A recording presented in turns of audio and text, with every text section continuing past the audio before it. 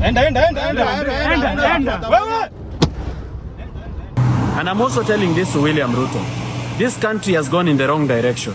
And sadly, you are becoming a dangerous president every day because you are consolidating a lot of power. You've owned parliament. You've owned part of the judiciary. You've owned independent institutions. Right now, even if I run to IPOA, Independent Police Oversight Authority, and report a police officer, there's nothing that's going to happen to them.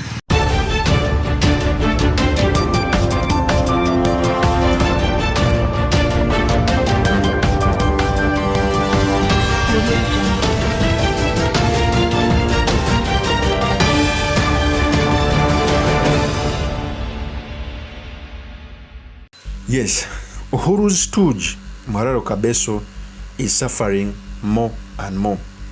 At first, Morara Kabeso started as a joke until it became a thorn in the shoe of this regime. Now the regime is fighting back. I've always done a video as to why I think Uhuru Kenyatta is the one supporting Morara Kabeso, because as it is right now, Uhuru Kenyatta is the only rightful opposition. Raila Amolo Odinga was conflicted. Okay? Ever since Raila Amolo Odinga went to government, there was a vacuum which has been tried to be filled by Morara Kabeso and others. And yesterday, ladies and gentlemen, Morara Kabeso was attacked as he was heading to NAROK.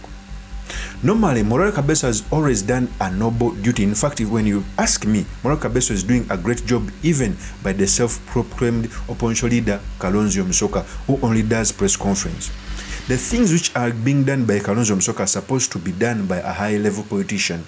In fact, I wonder if a person like Kalonzo Musyoka, who wants to be an opposition leader, sits down in Nairobi with press conferences without going around the country to do the noble duty. That's the bad part about Kalonzo Musyoka. So the purpose of this video, I've come to talk about why Morara Kabeso is being attacked by the regime and what signal it sends, but most importantly, the study materials we can learn from the politics of our nation. But before I do this, I want to know that if you are new to this channel, please subscribe. If geopolitics and economics is what you want, this will be definitely the right channel for you to subscribe to.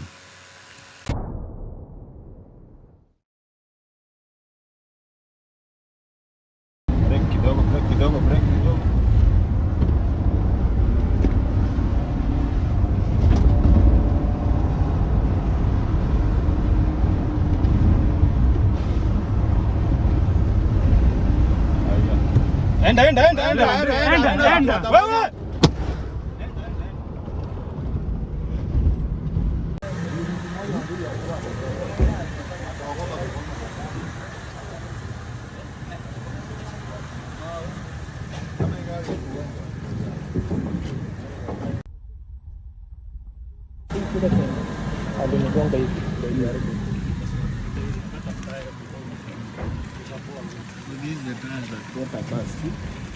So during the Mashuja Day, Morara Kabeso came out to announce that he's going to be in NAROK. When he arrived in NAROK, he was attacked by rowdy youths who never wanted him to do what he normally does. And that is showing the public how government funds are never used, both at the county level and government level. Morara Kabeso is doing some serious damage. That's why people are fighting back. And that's why they are attacking him. And Morara Kabeso must be very vigilant because, first of all, he doesn't hold a lot of security detail, and also his life is in danger because he's the credible opposition right now being supported by Uhuru Kenyatta. Although I don't support the issue of attacking a person who's doing a noble duty, of, by the way, telling the county government and the government at large to account, because the actual opposition is in bed with William Ruto. Okay, so by people attacking him, no sane Kenyan should come out and support the latter. But I also tell you that in a growing democracy like Kenya, things are expected. Even some big leaders like Raila Amolo Odinga has ever been stoned with the security, with the support he has around the country, with the money he has. We all remember in 2022 general election, William Ruto was stoned in Kondere, that is Kisumu, yet he was the deputy president with security, with a lot of support. So when Morara Kabeso is handling these issues, he must put into context that he should care for his life. If possible, he must get maybe protection, credible protection, because the terrains of politics in Kenya is not a steady thing. Although no Kenyan, of course, can come out to like the attack on Morara Kabeso, but it is what it is. It's going against RUTO, so that means you won't get support, protection from government. Okay. Even the Deputy President, Rigathi Gachagua, slight opposition is not having security. So I don't expect that the government can come out to protect Morara Kabeso. To show you that Morara Kabeso is suffering, there is a tape which I want to play with somewhere along. I'm going to leave it for you to play so that you can see the ordeal he passed through when he was in NAROK. And there is no Kenyan who can come out to support this. In fact, here is the tape.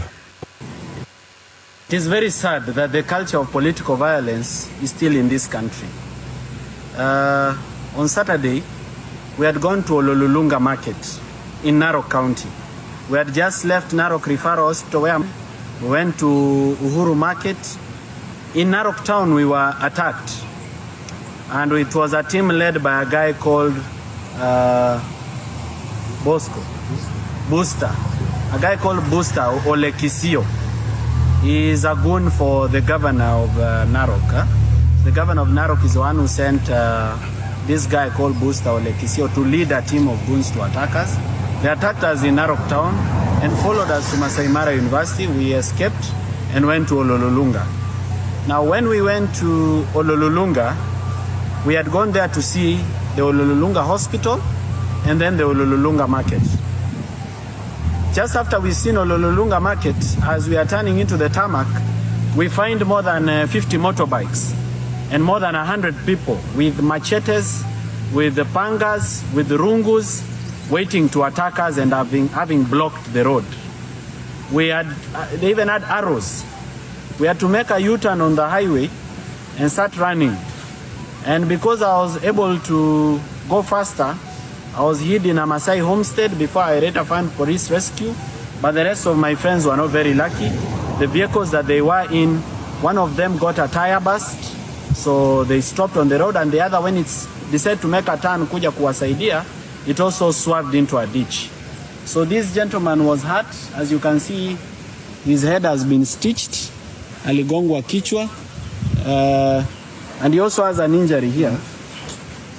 He also has another injury here. You can see how black it is.